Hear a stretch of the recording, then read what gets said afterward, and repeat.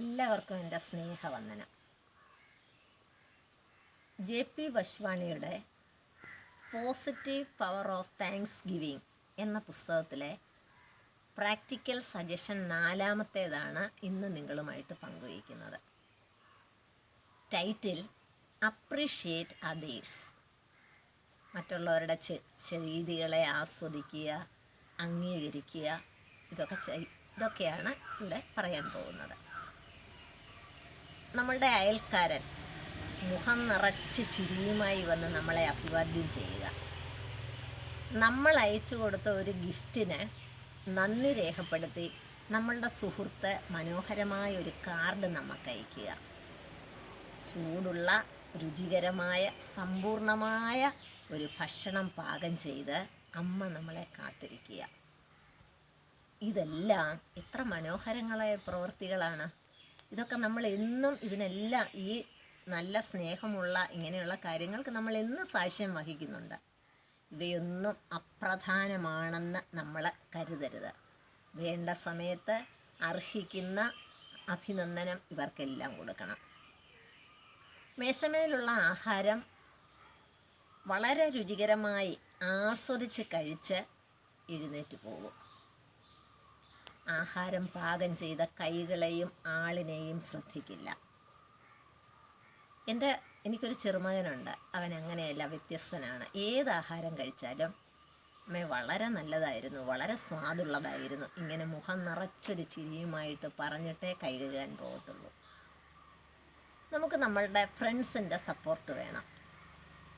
വിഷമഘട്ടങ്ങളിൽ അവരുടെ തോളത്ത് തലചായ്ച്ച് നമ്മൾ കരയും.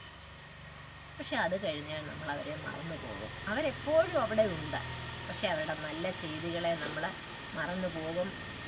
അങ്ങനെയല്ല ചെയ്യേണ്ടത്. ഇടയ്ക്കിടയ്ക്ക് അവരെ വിളിക്കണം, അവർക്ക് അർഹിക്കുന്ന സ്നേഹം കൊടുക്കണം, അർഹിക്കുന്ന പുകഴ്ത്തൽ കൊടുക്കണം, ഇതെല്ലാം ചെയ്യണം. വയിൽ സ്വർണ്ണക്കരണ്ടിയുമായിട്ട് പിറന്ന ഒരു യുവാവ് എപ്പോഴും എന്തിനും ഏതിനും എല്ലാ അച്ഛനമ്മമാർ അവനെ വഴക്ക് പറഞ്ഞുകൊണ്ടിരുന്നു, അവനെ വിമർശിച്ചുകൊണ്ടിരുന്നു.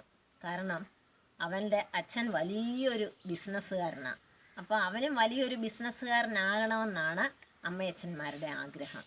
അവനോട് എപ്പോഴും പറഞ്ഞുകൊണ്ടിരുന്നു, പുറത്തുള്ളത് വലുതും ദൂഷിച്ചതുമായ ഒരു ലോകമാണ്, അവിടെയുള്ള പരക്കം പാച്ചിലിൽ നീ വിജയിക്കണം.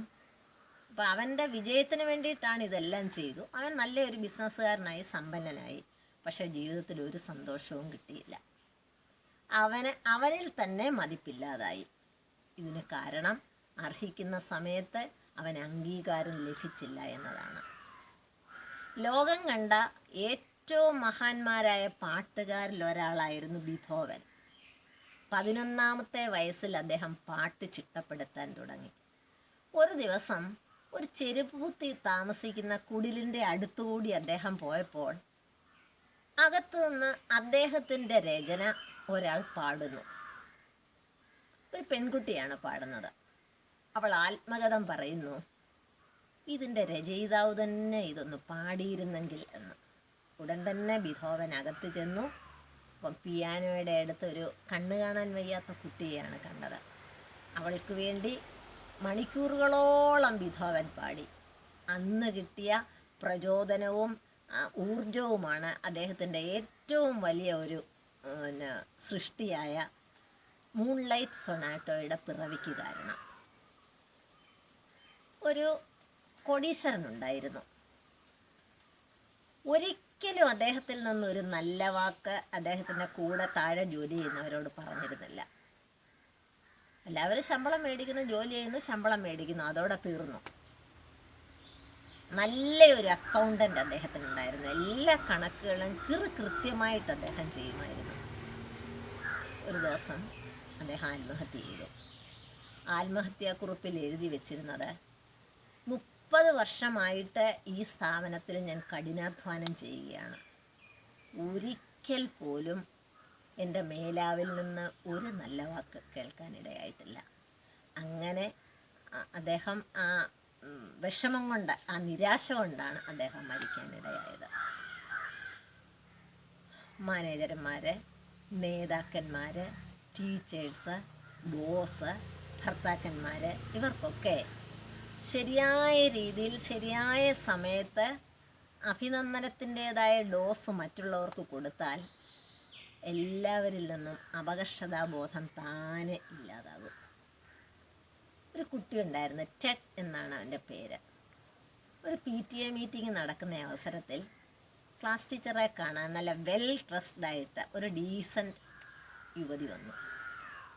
അവർ വന്ന് ടീച്ചറിനോട് ചോദിച്ചു, എൻ്റെ മകനാണ് ടെഡ്, അവൻ എങ്ങനെയുണ്ട് പഠിത്തത്തിൽ, അവൻ്റെ സ്വഭാവം എങ്ങനെ? അപ്പോൾ ടീച്ചർ ചിരിച്ചുകൊണ്ട് പറഞ്ഞു, നല്ല കുട്ടിയാണ് ടെഡ്. അമ്മ എന്ന് വീട്ടിൽ ചെന്ന മകനോട് പറഞ്ഞു. പിറ്റേ ദിവസം അവൻ വന്ന് ടീച്ചറിനോട് പറയുകയാണ്, ടീച്ചറെ, എന്നെ ഇതുവരെ ആരും ഇഷ്ടപ്പെട്ടിരുന്നില്ല, ഒരു ടീച്ചർ പോലും എന്നെക്കുറിച്ച് നല്ല അഭിപ്രായം പറഞ്ഞില്ല. ടീച്ചറിൻ്റെ ആ അഭിനന്ദനം അവനെ വ്യത്യസ്തനാക്കി. അന്ന് മുതൽ അവൻ നല്ലതാകാൻ തുടങ്ങി, പഠിക്കാൻ തുടങ്ങി, അവൻ്റെ കുസൃതിയെല്ലാം നിർത്തി. അപ്പം മറ്റുള്ളവരുടെ പ്രശംസ നമ്മളെ വ്യത്യസ്തരാക്കും. പ്രശംസ കിട്ടിയാലേ ഏതൊരു ഫീൽഡിലും നമുക്ക് തിളങ്ങാനൊക്കത്തുള്ളൂ. മറ്റുള്ളവരുടെ അംഗീകാരം യഥാസമയത്ത് തന്നെ കിട്ടണം. ശൂന്യമായ ഒരു വേദിയിൽ ഒരു പാട്ടുകാരന് പാടാൻ കഴിയുമോ? ആരാധകരില്ലെങ്കിൽ ആക്ടർക്ക് എന്ത് പ്രസക്തി? വായനക്കാരില്ലെങ്കിൽ എഴുത്തുകാരന് എന്ത് പ്രസക്തി? അപ്പോൾ ഓരോ ഫീൽഡിലുള്ളവർക്കും അർഹിക്കുന്നതായ അംഗീകാരം കൊടുത്തെങ്കിലേ അവർക്ക് അത്ഭുതം സൃഷ്ടിക്കാൻ കഴിയൂ. ഭാര്യമാർ വീട്ടിൽ രാപകൽ ജോലി ചെയ്യുക, വീട്ടമ്മമാരായിട്ടുള്ളവർ, അമ്മമാരും ഭാര്യമാരും ഒക്കെ ചെയ്യുന്ന ജോലി വലിയ ഓഫീസുകളിലെ എക്സിക്യൂട്ടീവിനേക്കാൾ മേന്മയേറെ ജോലിയാണ്. ആഹാരം പാകം ചെയ്യണം, പാത്രങ്ങൾ വൃത്തിയാക്കണം, വസ്ത്രങ്ങൾ വൃത്തിയാക്കണം, കുഞ്ഞുങ്ങളുടെ ആവശ്യങ്ങളെല്ലാം നിവർത്തിക്കണം, അവരുടെ ഇഷ്ടാനിഷ്ടങ്ങൾ ഭക്ഷണത്തിൽ അത് ശ്രദ്ധിക്കണം, വീട്ടിൽ വരുന്ന വിസിറ്റേഴ്സിനെയും അതിഥികളെയും സ്വീകരിച്ച് സൽക്കരിക്കണം. ഇതിനെല്ലാം പുറമെ വേറെയും ഉണ്ട് ഒരുപാട് ജോലി. അപ്പം അതിനുള്ള അംഗീകാരം ചെറിയ ചെറിയ സ്നേഹപ്രകടനങ്ങളിലൂടെ കൊടുക്കാൻ സാധിക്കും. ഭർത്താവിനാണെങ്കിലും മക്കൾക്കാണെങ്കിലും അയൽപക്കത്തുള്ളവർക്കാണെങ്കിലും ഒക്കെ ചെറിയ ചെറിയ വാക്കുകളിലൂടെ, ചെറിയ ചെറിയ ആക്റ്റിലൂടെ നമ്മളുടെ അംഗീകാരം കൊടുക്കാൻ സാധിക്കും. കുഞ്ഞുങ്ങൾക്കാണെങ്കിൽ കെട്ടിപ്പിടിച്ച് ഉമ്മ കൊടുക്കാം. ഭർത്താവിനാണെങ്കിൽ വീട്ടിൽ വരുമ്പോൾ ഭാര്യയ്ക്ക് ഇഷ്ടമുള്ള എന്തെങ്കിലും ഒരു ചെറിയ സാധനം കൊണ്ട് കൊടുക്കാം. അയൽപക്കത്തുള്ളവർക്ക് വന്നിട്ട് നല്ലൊരു വാക്ക് പറയാം. ഈ അംഗീകാരമെല്ലാം അവരുടെ ചെയ്തികളെ വളരെ മേന്മയുള്ളതാക്കും. അപ്പം നമ്മളുടെ ചെയ്തികൾ മേന്മയുള്ളതാകണമെങ്കിൽ നമ്മളുടെ ഹൃദയത്തിന് അംഗീകാരം ലഭിക്കണം. അത് നമ്മളുടെ ജീവിതത്തെ മുന്നോട്ട് കൊണ്ടുപോകാനുള്ളൊരു ലൈറ്റാണ്, ഇതൊരു ടോണിക്കാണ്, ഇത് നമ്മളുടെ പ്രവൃത്തികൾക്ക് ഊർജം പകരുന്നതാണ്. കൂടുതൽ ചെയ്യാനുള്ള ഒരു പ്രവണത നമ്മൾക്കുണ്ടാകും. നല്ലതെന്ന് പറയുന്ന ആ കേൾവി കേൾക്കുമ്പോൾ നമുക്ക് കൂടുതൽ ചെയ്യാനുള്ള പ്രചോദനം ലഭിക്കും. പറയുന്നവർക്കും ഇതിൽ നിന്ന് അനുഭൂതി ഉണ്ടാകും.